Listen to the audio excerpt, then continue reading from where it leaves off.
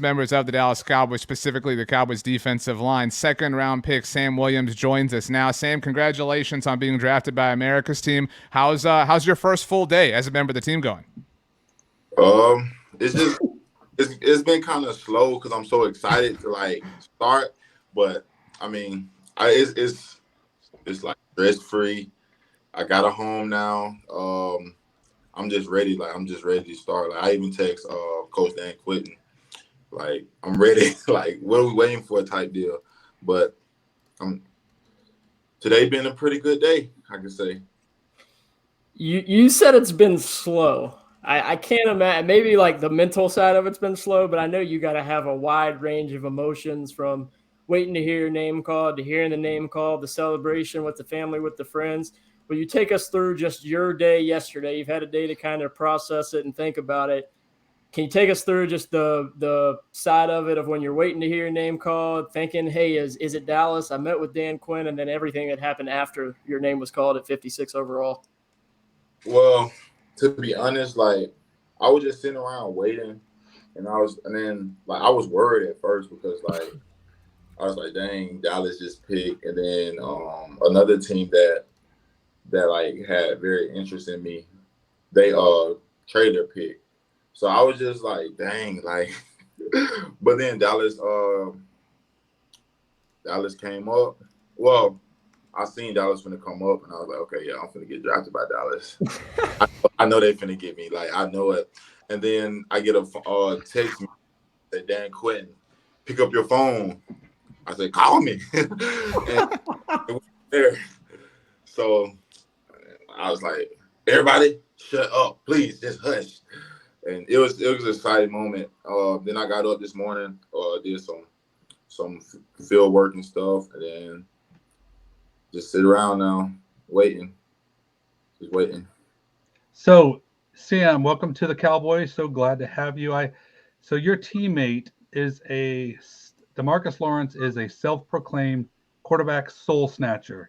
Mm-hmm. So, can you talk about your temperament and what your demeanor when you are stepping up and lining up against your opponent?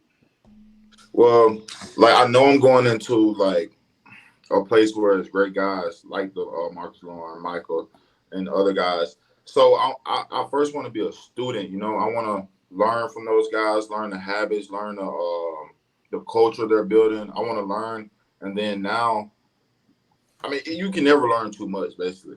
But now, like I'm coming to do my part, my job, and whatever the team needs. If it's a special teams guy, shoot, they put me a wide receiver. They need one. I don't care. Like I'm just doing whatever it takes to win, to be the best person I could be the best teammate I could be, and from there, like I know the field stuff gonna handle itself. Like I'm a dog. I mean, but other than that, like I want to be a student of the game.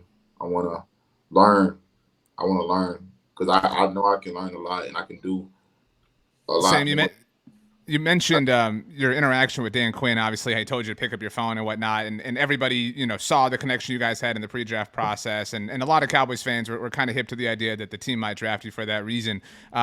Was there anything else that kind of? I mean, I imagine that relationship led you to believe, like, and I know you've already spoken about that you could wind up in Dallas, but was there anything else? For example, we heard you mentioned playing receiver. We heard Dak Prescott spoke to Jalen Tolbert in the lead up to this. Were there any other like signs that you kind of thought, okay, this is starting to fall into place besides Dan Quinn having such an interest in you? Well, I met with Mr. Jones, like, and we had a great conversation. He's a down to earth guy. And then when I had him again, like, we really didn't even talk about football. We talk about like being a man, being like person. We talk so I just felt like a real good connection because he see that like I'm more than a football player. I'm a father. I'm a person. I'm like so. That was the connection that I prayed for from anybody, because I am more than a football player. And it was just that connection that told me like, okay, I'm coming here. Because me and Mr. Jones hit it off like we knew each other for years. And we met previous before my top 30 at the All-American thing. You mentioned being more than a football player, a guy who you got a son, you're growing, as a man.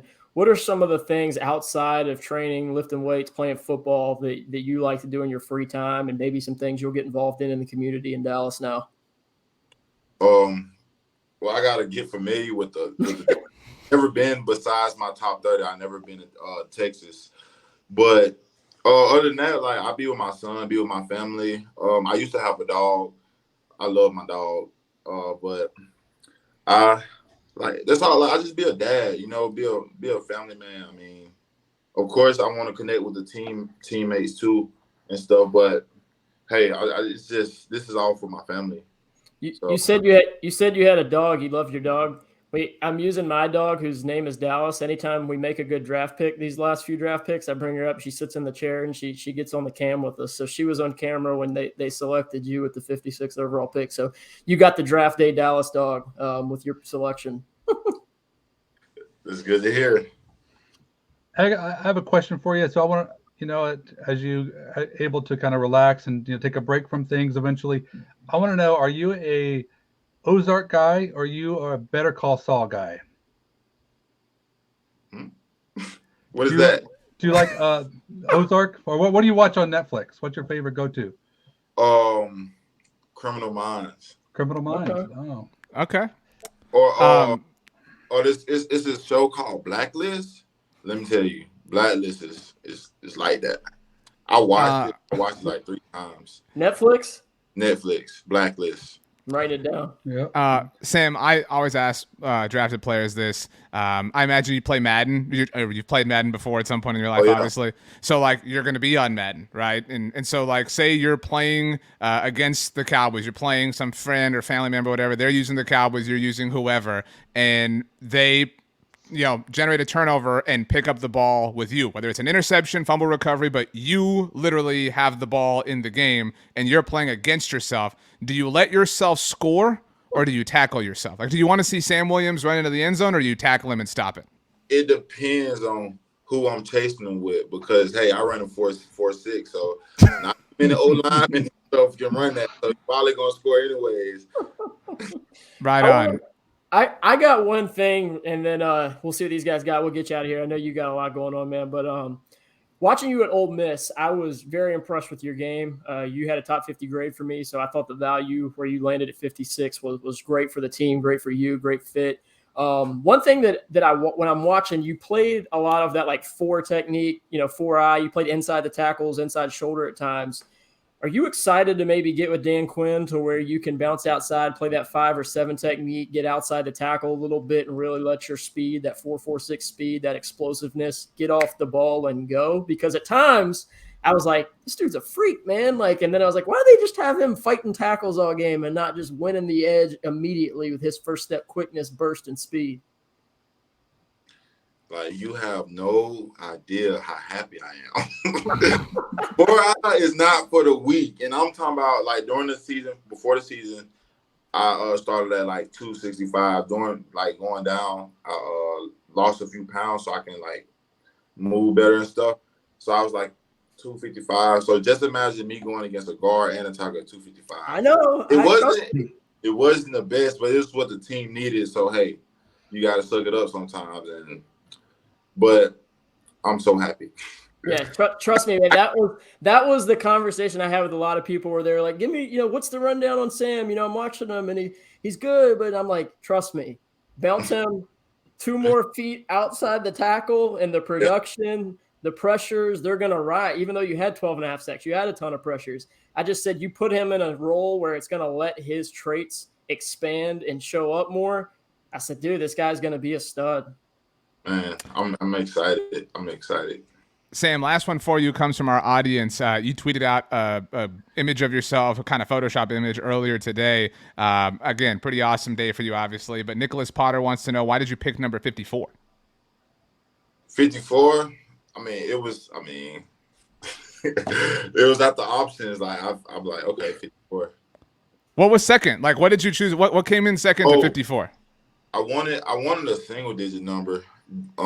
But like they said, I was a DN, so we can't get a single digit number, something like that. I thought you could now. Well, they changed the rules last year, so it's chaos now. But if you could have had a single digit, what would you have wanted? Because I think seven is taken. Right. Yeah. No, that lucky 7. That's what I was. You see the lucky 7. Mm-hmm. But what about 13? You wore 13 too. Yeah, that's taken. Oh yeah, Michael Gallup. Sorry. But he gave me the options. But and 90's taken. That's the number I played in high school. My senior year. But I just picked 54. I mean, it looks good, don't it? Look. I don't. Sam, I'm lame. I hate the single digits on ends and linebackers. I miss the old days in the NFL. Look, it's cool. It looks great at Ole Miss. It's a different world. I mean, look, it's single digits are look. You're huge. You're a massive human being. A single digit looks weird. You gotta it's gotta match. 54 is an awesome number. I highly approve of that. Bet. Sam Williams, one of the newest members of the Dallas Cowboys. Enjoy the weekend. Make memories that will last a lifetime. Congratulations, and thank you so much for taking the time to join us. Can I say something, though? Always. Absolutely. Okay, to all the fans that's listening, I want to start going by D. Williams. Because that's my name growing up because my middle name is D. Garrett. So everybody called me D. So when I go home, I never hear sound. Literally ever hear sound. So I just feel like D. Williams. And so just to be clear, because people will tweet at you and Instagram and stuff, you want to spell it the way you have it here, right? D, not just the letter D, right? D-E-E. No, D-E. Okay, so just D.E. Williams. Okay, we'll put the word out. D. Williams, thank you so much for joining us. Congratulations again. Good luck at number 54. We'll be cheering you on soon. Thank you. Have a good one, man. Yes, sir. Y'all have a blessed night. Blessed.